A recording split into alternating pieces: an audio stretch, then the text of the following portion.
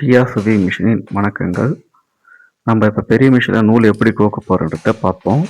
First மேலே இருக்கிற ஜாக்கெட்டில் நூல் மாட்டுற இடத்துல நூலை மாட்டிட்டு, நெக்ஸ்ட்டு வந்து அந்த 3 ஹோல்ஸ் இருக்குது பாருங்கள், த்ரெட் கிளாம்ப் கோக்குறேன்ல அந்த இடத்துல மேலே ஒன்று கீழே ஒரு வாட்டி நூலை கோத்துக்குங்க. நெக்ஸ்ட்டு வந்து பார்த்திங்கன்னா டென்ஷன் செட்டில் ஸ்டீல் பிளேட் 2 உள்பக்கமாக இருக்கும். அந்த ஸ்டீல் பிளேட்டில் சென்டராக வரணும் நூல். சென்டராக மாட்டி அந்த ஸ்ப்ரிங்கில் மாட்டுற மாதிரி இழுத்தீங்கன்னா கரெக்டாக மாட்டிக்கும். ஒரு சிலர் என்ன பண்ணுறாங்க, சும்மா மேலோட்டமாக போட்டுட்டு தைக்கிறாங்க. அப்படி தைக்கும்போது கீழே லூப் தையல் வரும். அதை வந்து நீங்கள் டென்ஷன் செட்டில் மாட்டிட்டு இழுக்கும்போது டைட்டு வரணும் ஆச்சுங்களா. நெக்ஸ்ட்டு வந்து டேக் ஆஃப்.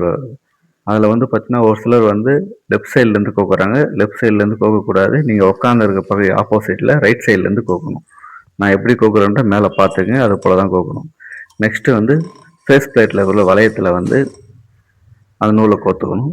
அடுத்து வந்து கீழே ஒரு வளையம் இருக்கும், அதிலையும் கோக்கணும். இதில் நான் காமிக்கலை, நீங்கள் அதில் கோத்து தைங்க. நெக்ஸ்ட்டு ஊசியில் எப்பவுமே வந்து லெஃப்ட் சைடில், நீங்கள் உட்கார சைட்லேருந்து லெஃப்ட் சைட்லேருந்து தான் நூலை கோக்கணும். அடுத்தது பாபினில் வந்து நீங்கள் அதை மாற்றத்தை பாருங்கள், அதே போல் தான் மாட்டணும். மாட்டி இழுக்கும் போது அதில் என்ன டைட்டு வருதோ அந்த டைட்டு தான் வந்து லாஸ்ட் வரைக்கும் வரணும். லூஸாக இருந்தாலும் ரொம்ப டைட் இருக்கக்கூடாது, ரொம்ப லூஸ் இருக்கக்கூடாது. ஒரு திட்டமான லூஸில் வரணும், ஆனால் டைட்டாக இருக்கிற மாதிரி இருக்கணும். நெக்ஸ்ட்டு வந்து ஷட்டிலில் எப்படி கேஸ் போடுறாங்கிறத பாருங்கள். போடும்போது மிஷினில் லாக் ஆகிற சவுண்டு வரும். அந்த சவுண்டு வந்தால் தான் உங்களுக்கு வந்து கேஸ் போய் கரெக்டாக ஷட்டிலில் லாக் ஆகிதுன்னு தெரியும் உங்களுக்கு. அப்புறம் தைக்கும்போது எப்பவுமே பாபின் கேஸில் இருக்கிற நூலை மேலே எடுத்துகிட்டு தைங்க. நீங்கள் அப்படியே தைக்க ஆரம்பிச்சிங்கன்னா ஷட்டிலில் போய் நூல் மாட்டிங்கன்னு டெக்காக வாய்ப்பு அதிகம் இருக்குது. அதனால் எப்பவுமே வந்து மேலே எடுத்துகிட்டு தைங்க. இப்போ நான் எப்படி எடுத்து தைக்கிறேனோ அது போல் எடுத்துகிட்டு தைங்க. அதுமாதிரி தைக்கும்போது ஃபஸ்ட்டு ஸ்டார்டிங்கில் அந்த 2 நூலும் பிடிச்சி தைங்க.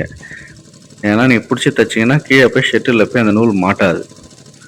அதேமாரி தச்சு முடித்து எடுக்க போகிற டைமில் அந்த நூலை லைட்டாக துணியை லைட்டாக இழுத்து பிடிச்ச மாதிரி ஸ்லோவாக வச்சிங்கன்னா அந்த நூல் உள்ளே போய் மாட்டாது.